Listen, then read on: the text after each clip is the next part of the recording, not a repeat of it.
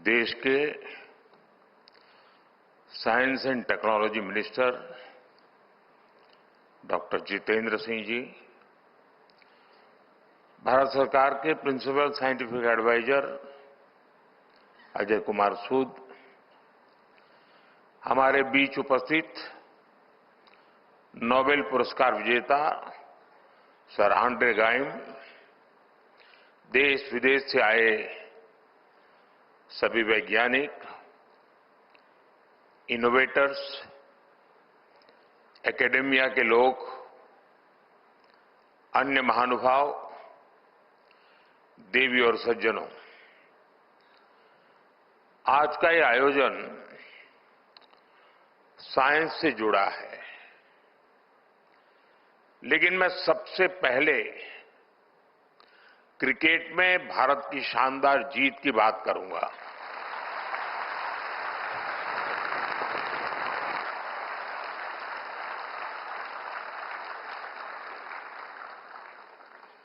पूरा भारत अपनी cricket team की सफलता से बहुत खुश है। ये भारत का पहला विमेन्स वर्ल्ड कप है। मैं हमारी विमेन क्रिकेट टीम को बहुत बहुत बधाई देता हूं। हमें आप पर गर्व है। आपकी ये सफलता देश के करोड़ों नौजवानों को प्रेरित करेगी। साथियों, कल भारत ने साइंस और टेक्नोलॉजी की दुनिया में भी अपना परचम लहराया है। कल भारत के वैज्ञानिकों ने भारत की सबसे हैवी कम्युनिकेशन सैटेलाइट को सफलतापूर्वक लॉन्च किया है। मैं इस मिशन से जुड़े सभी वैज्ञानिकों को इसरो की भी बहुत बहुत बधाई देता हूं। साथियों, आज भी साइंस और टेक्नोलॉजी की दुनिया में बहुत बड़ा दिन है। 21वीं सदी के इस समय में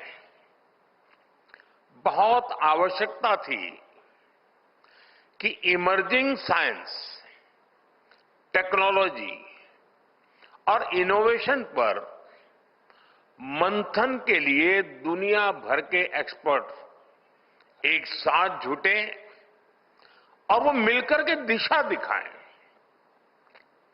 इसी आवश्यकता ने एक विचार को जन्म दिया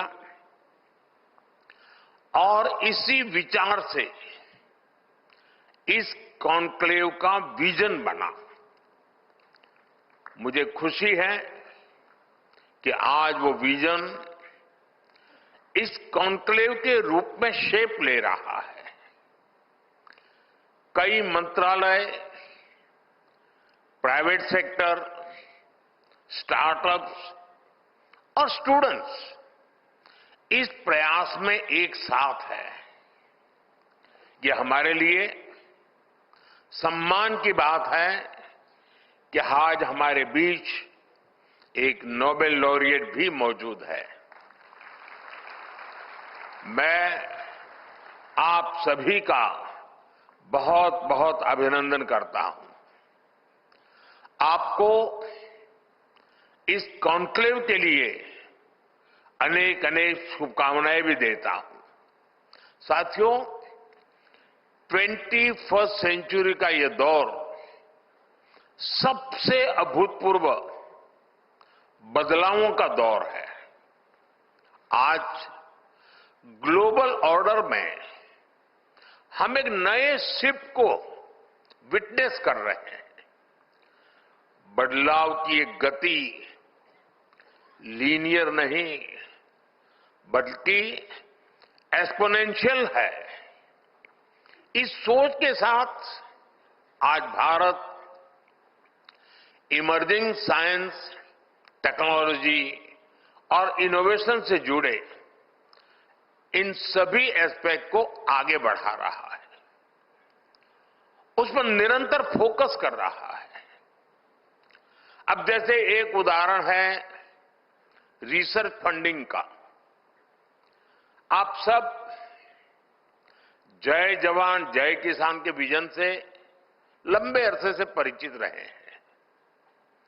रिसर्च और फोकस करते हुए हमने उसमें जय विज्ञान और जय अनुसंधान भी जोड़ा है। हमने अनुसंधान नेशनल रिसर्च फाउंडेशन बनाया है ताकि हमारी यूनिवर्सिटीज में रिसर्च और इनोवेशन को स्केल अप किया जा सके। इसके साथ साथ हमने रिसर्च डेवलपमेंट इनोवेशन स्कीम भी शुरू की है और इसके लिए 1,00,000 करोड़ रुपए की राशि तय की गई है।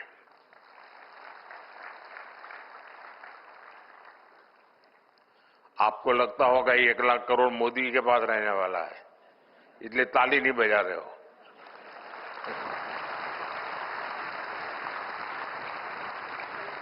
ये 1,00,000 करोड़ रुपया आपके लिए है, आपका सामर्थ्य बढ़ाने के लिए है, आपके लिए अवसर के नए द्वार खोलने के लिए है। हमारा प्रयास है कि प्राइवेट सेक्टर में भी रिसर्च एंड डेवलपमेंट को बढ़ावा मिले। पहली बार हाई रिस्क और हाई इंपैक्ट प्रोजेक्ट के लिए कैपिटल भी उपलब्ध कराई जा रही है। साथियों, भारत में इनोवेशंस का आधुनिक इकोसिस्टम बने, इसके लिए हम ईज ऑफ डूइंग रिसर्च पर भी फोकस कर रहे हैं। इस दिशा में हमारी सरकार ने फाइनेंशियल रूल्स और प्रोक्योरमेंट पॉलिसी में भी कई रिफॉर्म्स किए हैं। हमने रेगुलेशन, इंसेंटिव्स और सप्लाई चेन्स में भी रिफॉर्म्स किए हैं ताकि प्रोटोटाइप जल्दी से लैब से निकलकर मार्केट तक पहुंचे। साथियों, भारत को इनोवेशन हब बनाने के लिए पिछले कुछ वर्षों में जो नीतियां बनी, जो निर्णय हुए, उसका असर अब साफ साफ दिखाई दे रहा है। मैं आपके सामने बड़े संतोष के साथ कुछ आंकड़े रखना चाहता हूं। वैसे मैं स्वभाव से बहुत जल्दी संतोष मानने वाला व्यक्ति नहीं हूं, लेकिन ये संतोष मेरा बीते हुए कल के संदर्भ में है। आने वाले कल के संदर्भ में अभी मेरा संतोष तो बहुत बाकी है, हमें बहुत आगे जाना है। पिछले दशक में हमारा R&D एक्सपेंडिचर 2 गुना हुआ है। भारत में रजिस्टर किए गए पेटेंट्स की संख्या 17 गुना बढ़ी है। 17 टाइम्स का इंक्रीज। स्टार्टअप में भी भारत अब दुनिया का तीसरा सबसे बड़ा स्टार्टअप इकोसिस्टम बन गया है। हमारे 6,000 से अधिक डीप टेक स्टार्टअप्स आज क्लीन एनर्जी, एडवांस मटेरियल्स जैसे क्षेत्रों में काम कर रहे हैं। भारत का सेमीकंडक्टर सेक्टर भी अब उड़ान भर चुका है। बायो इकोनॉमी की बात करें तो 2014 में ये $10 बिलियन की थी।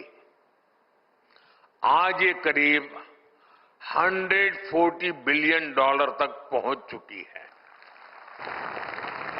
साथियों, पिछले कुछ वर्षों में हमने कई सनराइज डोमेन्स में भी कदम बढ़ाया है।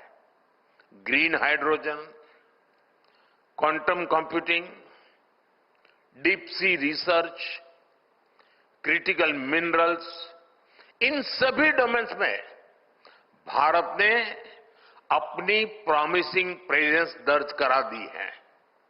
साथियों, जब साइंस को स्केल मिलती है, जब इनोवेशन इंक्लूसिव बनती है और जब टेक्नोलॉजी ट्रांसफॉर्मेशन लाती है, तो बड़ी उपलब्धियों की नींव मजबूत होती है, तैयार हो जाती है। पिछले 10-11 वर्षों में भारत की यात्रा इसी विजन का उदाहरण है। भारत अब टेक्नोलॉजी का कंज्यूमर नहीं, बल्कि टेक्नोलॉजी के लिए जरिए ट्रांसफॉर्मेशन का पायोनियर बन चुका है। कोविड के दौरान हमने रिकॉर्ड समय में स्वदेशी वैक्सीन विकसित की। हमने दुनिया का सबसे बड़ा वैक्सीनेशन प्रोग्राम चलाया। साथियों, इतने मेहनत स्केल पर पॉलिसीज और प्रोग्राम्स को सक्सेसफुली इंप्लीमेंट करना, ये कैसे पॉसिबल होता है? ये पॉसिबल हुआ क्योंकि आज दुनिया का सबसे पहला और सबसे सफल डिजिटल पब्लिक इंफ्रास्ट्रक्चर अगर किसी के पास है, तो उस देश का नाम है हिंदुस्तान।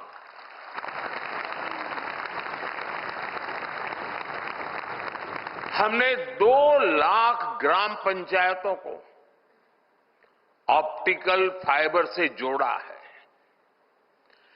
मोबाइल डेटा को डेमोक्रेटाइज किया है।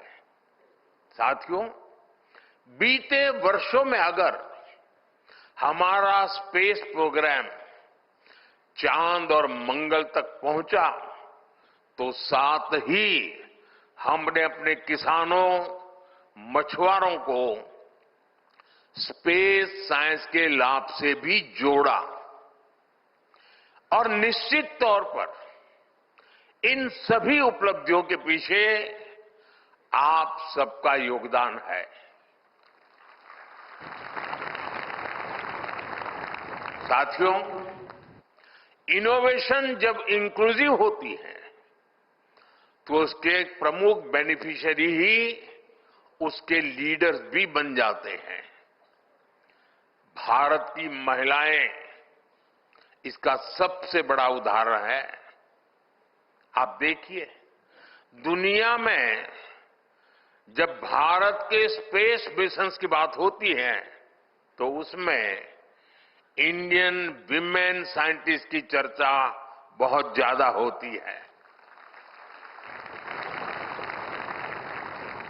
पेटेंट फाइलिंग में भी भारत में महिलाओं द्वारा सालाना फील्ड पेटेंट्स की संख्या 1 दशक पहले 100 से भी कम थी। अब ये सालाना 5000 से भी ज्यादा तक पहुंच गई है। स्टेम एजुकेशन में भी महिलाओं का शेयर करीब 43% है, जो कि ग्लोबल एवरेज से भी ज्यादा है। मैं दुनिया के एक विकसित देश में उनके साइंस एंड टेक्नोलॉजी मिनिस्टर के साथ लिफ्ट में ऊपर जा रहा था, तो लिफ्ट में उनसे बातें हुई तो उन्होंने मुझे पूछा कि भारत में लड़कियां क्या साइंस और टेक्नोलॉजी जैसे विषयों में जाती है क्या? यानी ये उनके मन में बड़ा अजूबा था। जब मैंने इनको कहा कि मेरे देश में इतना नंबर होता है, तो वो चौंक गए थे। ये भारत की बेटियों ने करके दिखाया है। और आज भी मैं यहां देख रहा हूं कितनी बड़ी तादाद में हमारी बेटियां हैं, बहनें हैं।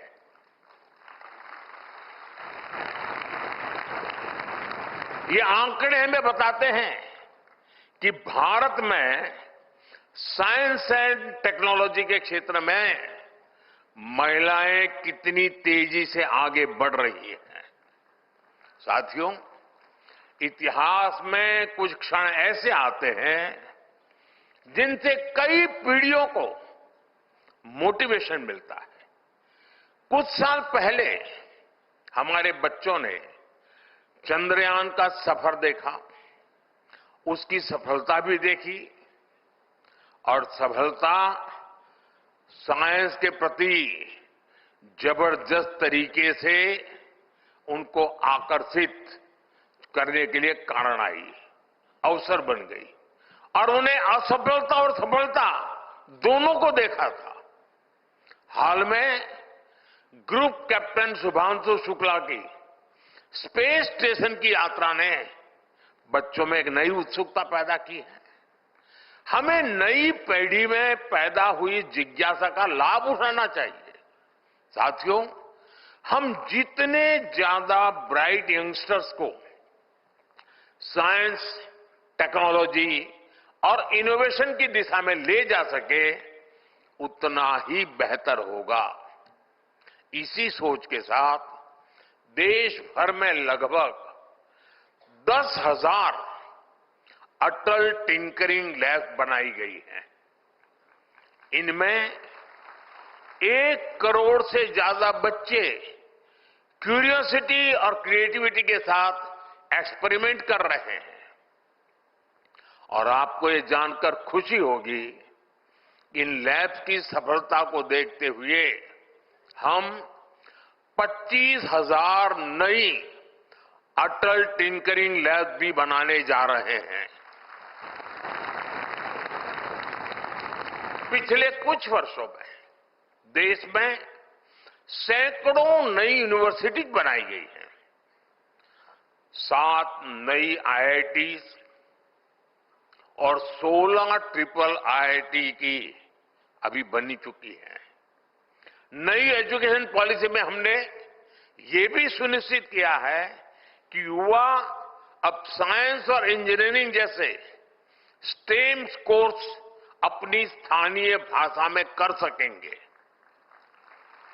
साथियों, हमारी सरकार की प्रधानमंत्री रिसर्च फेलोशिप युवा रिसर्चर्स के बीच बहुत सफल रही है। इस स्कीम के तहत दी गई ग्रांट्स ने युवाओं की बहुत मदद की है। अब हमने आने वाले 5 वर्षों में 10,000 फेलोशिप देकर देश में R&D को और मजबूती देने का निर्णय किया है। साथियों, ये बहुत जरूरी है कि हम साइंस और टेक्नोलॉजी की ट्रांसफॉर्मेटिव पावर को समझें और साथ ही इन्हें एथिकल और इंक्लूसिव बनाएं। उदाहरण के लिए आर्टिफिशियल इंटेलिजेंस को ही देखिए। आज रिटेल से लेकर लॉजिस्टिक तक, कस्टमर सर्विस से लेकर बच्चों के होमवर्क तक हर जगह एआई का इस्तेमाल हो रहा है। इसलिए हम भारत में भी एआई की शक्ति को समाज के हर वर्ग के लिए उपयोगी बना रहे हैं। इंडिया एआई मिशन में 10,000 करोड़ रुपए से अधिक का निवेश किया जा रहा है। साथियों, भारत आज एथिकल और ह्यूमन सेंट्रिक एआई के ग्लोबल फ्रेमवर्क को शेप दे रहा है। हमारा आने वाला एआई गवर्नेंस फ्रेमवर्क इस दिशा में एक बड़ा कदम होगा। इसका मकसद है इनोवेशन और सेफ्टी को साथ साथ विकसित करना।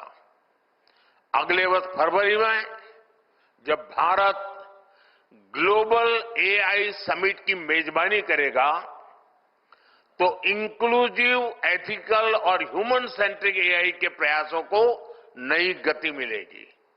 साथियों, अब समय है कि हम इमर्जिंग एरियाज में 2 गुनी ऊर्जा से काम करें।